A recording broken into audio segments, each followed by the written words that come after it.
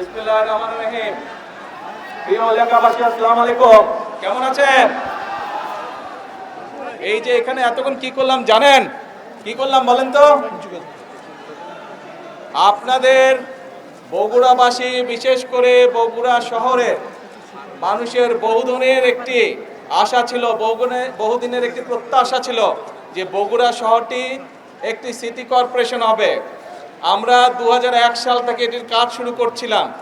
Normally city কর্পোরেশনের যে সকল সুযোগ সুবিধা থাকে আপনারা দেখেছেন 2001 থেকে 2006 সাল পর্যন্ত আমরা ধীরে ধীরে সেইগুলোর ম্যাক্সিমাম বেশিরভাগ যেগুলো সুযোগ সুবিধা থাকে একটি সিটি কর্পোরেশন হলে সেই সুযোগ সুবিধাগুলো আমরা গড়ে তুলেছিলাম।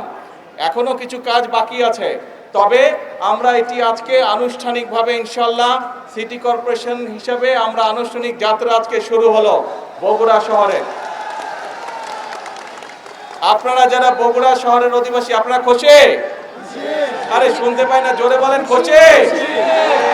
হাত তুলে বলেন দেখে খুশি নাকি? কিন্তু একটা ব্যাপার আছে, একটা না দুইটা ব্যাপার আছে। ব্যাপার হচ্ছে নিজের শহরকে কিন্তু নিজে পরিষ্কার রাখতে হবে। পরিষ্কার কিন্তু আপনারা রাখেন নাই। আমি আসার সময় ওই রাস্তা থেকে স্টেশন রোডে দেখলাম দুই পাশে অনেক ময়লা। আমি প্রশাসনের সাথেও কথা বলেছি, কিন্তু প্রশাসন একটা করবে, কিন্তু নিজের ঘর তো নিজেকে পরিষ্কার রাখতে হবে, তাই নয় কি? হ্যাঁ, এখন সেটা স্টেশন রোড হোক, গোহাইল রোড হোক, বনানী মাটিডালি হোক, ভিতরের রাস্তাগুলো হোক, যারা এই সিটি কর্পোরেশনের মানুষ, যারা সিটি কর্পোরেশনে আপনারা বাস করবেন, আমাদের নিজেদের শহরের যত্ন আমাদেরকে নিতে হবে, তাই তো? আমরা সবসময়, আপনারা বলেন যে বগুড়াকে, আপনারা বগুড়া শহরকে একটা মডেল টাউন হিসেবে গড়ে তুলবেন, কিন্তু মডেল টাউন করতে গেলে তো শুধু সরকার একা পারবে না।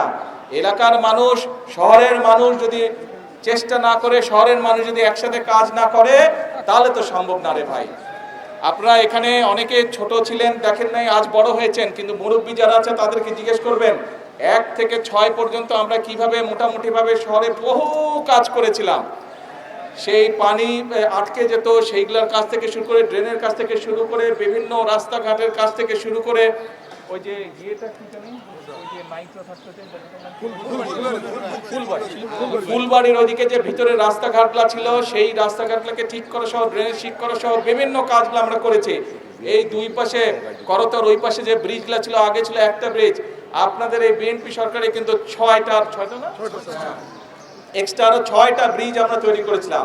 কিন্তু এই সবগুলাই আরো কাজ করা যাবে, কিন্তু আপনারা যদি যত্ন নেন, যত্ন নিতে হবে, পারবেন তো? ঠিক আছে, দেখবো যে বগুড়ার মানুষ নিজের শহরের কতটুকু যত্ন নেয়, ঠিক আছে? আর আমার পাশে থাকবেন ইনশাল্লাহ। আগেও যেভাবে কাজ করেছি ইনশাল্লাহ ভবিষ্যতে আপনাদের জন্য এবং সামগ্রিকভাবে, এখন তো সারা দেশের দায়িত্ব, আগে নয় শুধু বগুড়া দেখতাম, সামগ্রিকভাবে সারা দেশের জন্য যদি কাজ করতে পারি, এই দোয়া করবেন। মুরব্বী সহ, মা বোন সহ সকলের কাছে এই দোয়া চাইছি। আমি বগুড়ার সন্তান, আপনাদের সন্তান, কিন্তু সারা দেশের মানুষ আজ দায়িত্ব দিয়েছে। সারা দেশের মানুষকে যাতে বগুড়ার মানুষের মতো সৃষ্টি করতে পারি, তাদের সমস্যার সমাধান করতে পারি, সেই দোয়াকে আমার বক্তব্য শেষ করছি। আল্লাহ হাফেজ, আসসালামু আলাইকুম।